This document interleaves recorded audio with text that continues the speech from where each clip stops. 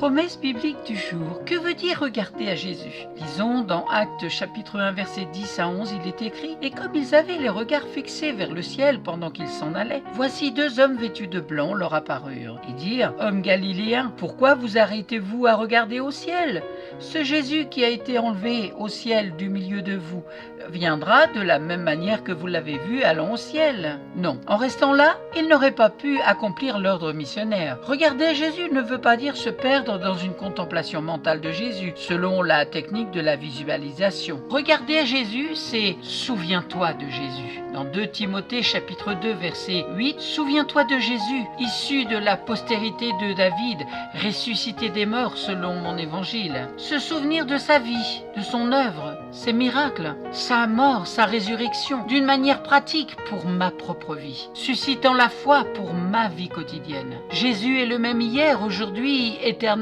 C'est ce qu'il est écrit dans l'évangile de Jean. C'est la foi en ce qu'il est vivant aujourd'hui qui peut m'aider à pardonner et me guérir. Ce souvenir-là doit avoir sa place dans notre esprit, dans notre pensée, pour avoir la foi en sa grâce maintenant. Ce souvenir s'établira en nous par la méditation de l'évangile, une lecture attentive de l'évangile, de la passion du Seigneur. C'est un regard sur Jésus qui peut apporter beaucoup à la foi de nos cœurs. Et puis, garder sa parole. Cette parole que j'ai lue attentivement, cette parole que j'ai entendue par la prédication, cette parole qui, au moment de l'épreuve, va aider mon courage, va orienter mes pas, va m'éviter les pièges du mal. Cette parole de Jésus que je garde en mon cœur, c'est un regard sur Jésus qui peut m'aider à vivre la foi victorieusement. Foi en lui, en ses souffrances qui sont mon salut. Oui, j'ai confiance en lui, je mets mon espérance en lui, car il est le Sauveur et le Seigneur. Ce regard est celui de la foi. En regardant à l'œuvre de Jésus crucifié et ressuscité, croyez, n'ayez pas le regard de l'incrédule, ni le regard du passant curieux d'un spectacle terrifiant, ou ni le regard accusateur de celui qui ne comprend pas le sens de cette mort, mais ce regard de la foi qui fait que je me repose en lui. Croyons qu'il meurt pour moi, croyons que ses meurtrissures sont mon salut,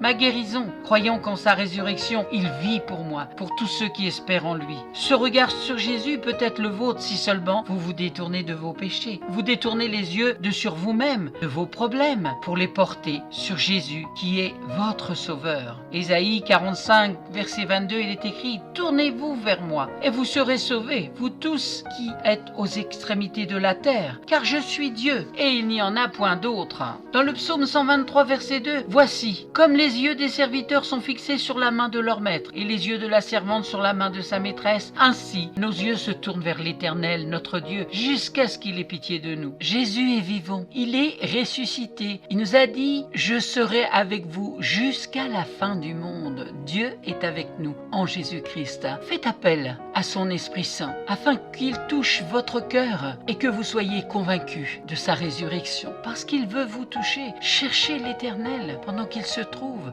Cherchez sa face, cherchez-le parce qu'il se laisse trouver par celui qui le cherche. Amen. Merci d'avoir pris du temps pour écouter Promesse biblique du jour. Aujourd'hui, c'était que veut dire regarder à Jésus. J'espère que vous avez été encouragés, fortifiés dans la foi. En tout cas, c'était mon souhait, c'était ma prière pour vous, que vous soyez abondamment bénis à travers la parole de Dieu, que vous soyez encouragés pour aller de l'avant. À très très bientôt.